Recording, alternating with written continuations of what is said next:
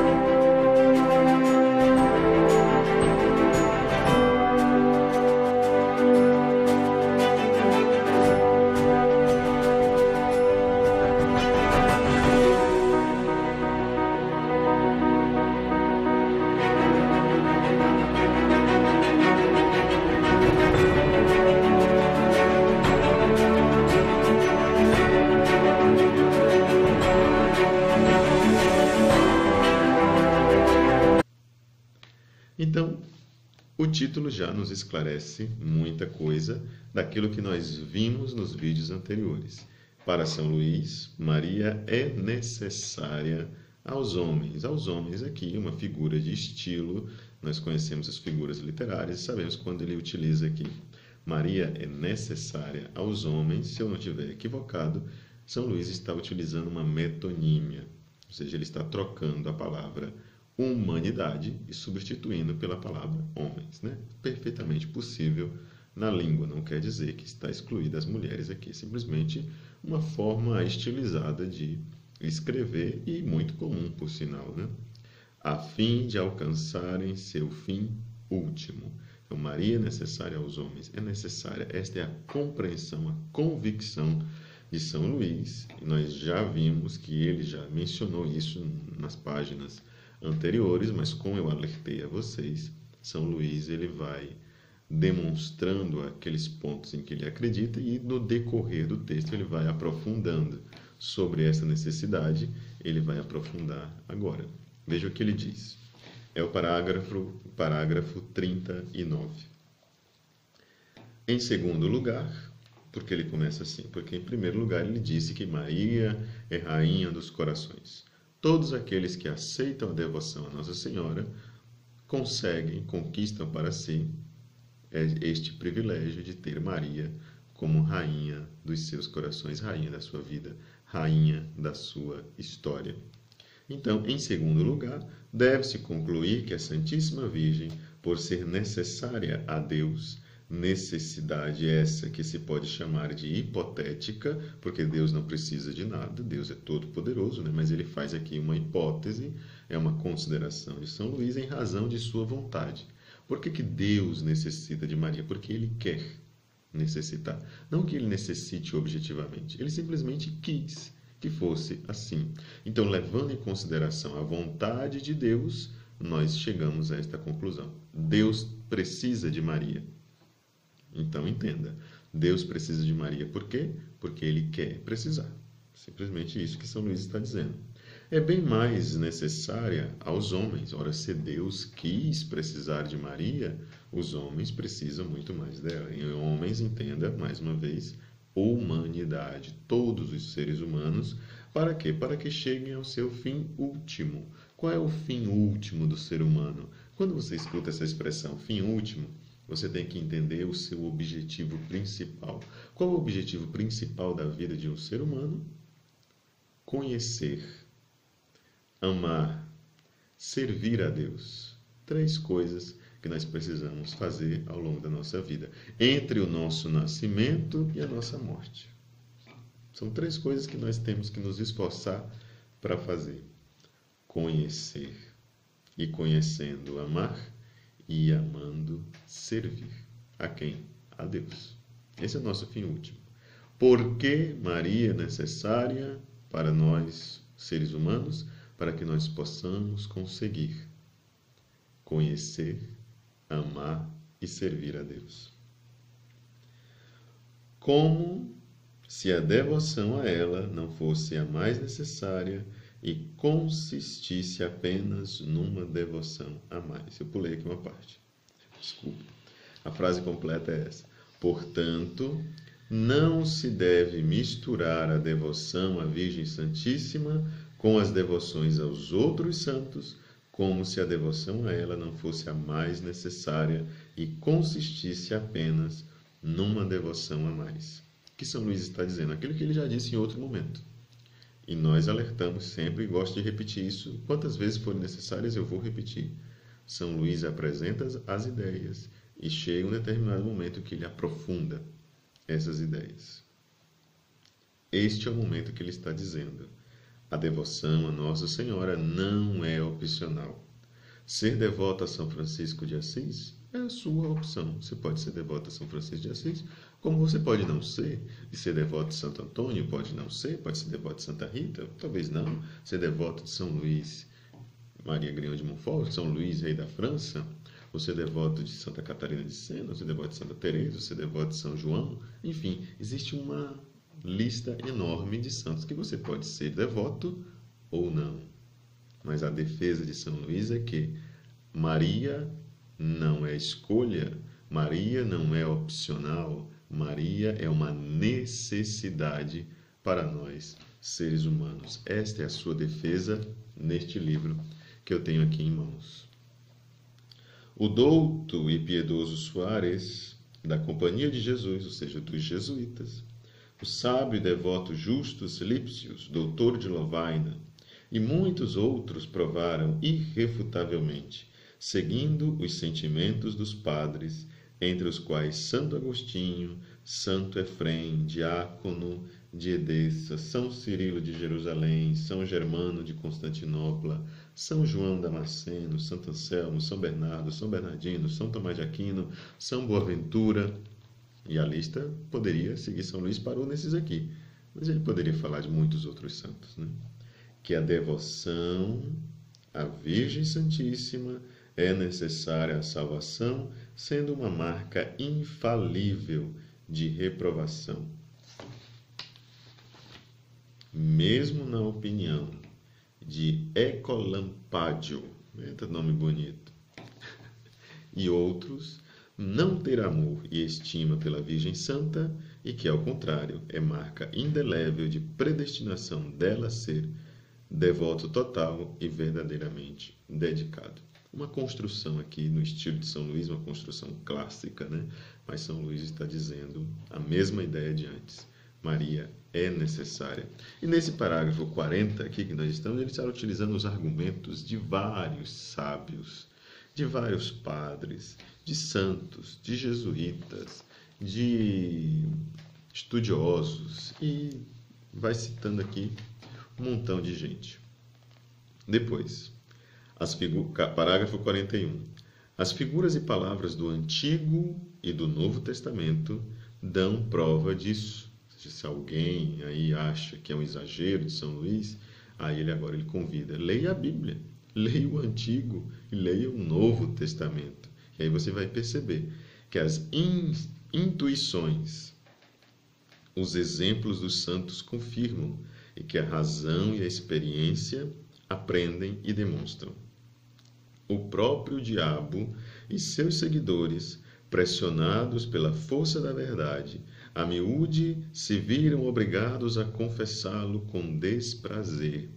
Ou seja, até o diabo, em alguns momentos, o próprio Gabriel e a morte, em alguns vídeos que circulam aí pela internet, pelas redes sociais, ele fala que em momentos onde o diabo foi obrigado a falar, e por que ele odeia Nossa Senhora, porque ele não gosta de Nossa Senhora, e aqui São Luís usa a expressão, foi obrigado a confessar com desprazer, ou seja, ele reconhece a grandeza de Maria, porque ela é a mais perfeita, a mais pura, a mais dedicada discípula de nosso Senhor Jesus Cristo. Ela é o exemplo para a nossa vida, um exemplo irrefutável. Continua São Luís, de todas as páginas dos Santos Padres, ou seja, todos os escritos, dos Santos Padres e Doutores, que recolhi para provar essa verdade, cito somente uma para não me alongar em demasia. Então veja só o que São Luís está dizendo. São Luís diz que ele recolheu os escritos dos padres, recolheu os escritos dos doutores, fez uma investigação minuciosa para provar a sua tese. E ele chegou à conclusão de que uma frase resume tudo aquilo que ele pesquisou. Vamos ver qual é essa frase. E ele está utilizando a frase de São João Damasceno. Ser teu devoto, ó Virgem Santa, é uma arma de salvação que Deus dá àqueles que deseja salvar. Aqueles que se interessam pela sua salvação buscam Maria como esta arma eficaz na luta pela salvação. E se falando de salvação, se você não se interessa pela sua salvação, ninguém mais vai se interessar. Então, tibi devotum esse, est arma quedam salutis quae Deusis dat quos vult salvos fieri. A frase em latim de São João Damasceno. Ser teu devoto, ó Virgem Santa, é uma arma de salvação que Deus dá àqueles que deseja salvar. A quem Deus quer salvar? Deus veio para todos, nem todos acolheram. Se você acolhe, Deus com certeza lhe concederá esta graça. São Luís, no parágrafo 42, ele diz assim: eu poderia apresentar aqui várias histórias que provam a mesma coisa, entre as quais nós temos aqui a que é narrada nas crônicas de São Francisco, que viu durante um êxtase uma grande escada que subia até o céu e em cuja extremidade estava a Santíssima Virgem. Foi-lhe mostrado ser necessário subir por ela para chegar ao céu. Na visão aí de São Francisco de Assis, que está contado nas suas crônicas, se vê essa escada como sendo Maria. Aqui é referido nas crônicas de São Domingos, quando 12.000 demônios, possuindo a alma de um infeliz herege perto de Carcassone, onde São Domingos estava pregando o rosário, foram obrigados, para a grande confusão deles, pelo mandamento que lhes deu a Santíssima Virgem, a confessar inúmeras verdades, grandezas e consoladoras relativas à devoção à Virgem Santa, como tamanha força e clareza que não podemos ler essa história autêntica e o panegírico que o diabo fez a contragosto, ou seja, ele fez obrigado, da devoção à Santíssima Virgem, sem verter lágrimas de alegria, por menos devoto que sejamos da Santíssima Virgem. No parágrafo 43, se a devoção à Santíssima Virgem é necessária a todos os homens para simplesmente levá-los à salvação, ela o é ainda muito mais àqueles que são chamados a uma perfeição particular. E não creio que uma pessoa possa alcançar uma união íntima com nosso Senhor e uma fidelidade perfeita ao Espírito Santo sem uma união muito grande com a Santíssima Virgem e uma grande dependência de seu socorro. Nesse último parágrafo aqui, o que São Luís está dizendo? Que para qualquer pessoa é muito importante, é necessário que ele seja devoto de Nossa Senhora. E aqui nesse parágrafo 43 ele diz, e muito mais ainda para aquelas pessoas que são chamadas a uma perfeição particular. Ou seja, aquelas pessoas que são chamadas à vida religiosa, a serem freis, freiras, irmãos, irmãs consagrados e consagradas, aqueles que são chamados a serem padres, a serem bispos, a serem papas, a serem as lideranças da igreja. Muito mais do que qualquer outra pessoa, estes são chamados a serem devotos de Nossa Senhora. São Luís diz que é até impossível não chegar às lágrimas lendo os relatos que estão aí pelo mundo, tantos testemunhos, tantas coisas, inclusive até na boca de demônios, pela devoção a Nossa Senhora. Uma devoção que até agora nós já estamos no nosso 8º vídeo sobre esse assunto. Estamos aqui na página 30 dessa versão aqui da Paulus, do tratado. É o parágrafo 43 que eu estou lendo e nós ainda não começamos a ver que devoção é essa. Nós só sabemos assim, mais ou menos por alto, mas a devoção propriamente dita, São Luís vai ensinar daqui para frente. Eu estou fazendo suspense para que você vá criando também a expectativa por esta devoção, para saber como que São Luís vai explicar e vai ensinar para nós isso daí. Para terminar o nosso vídeo de hoje, vamos então ler este parágrafo 44.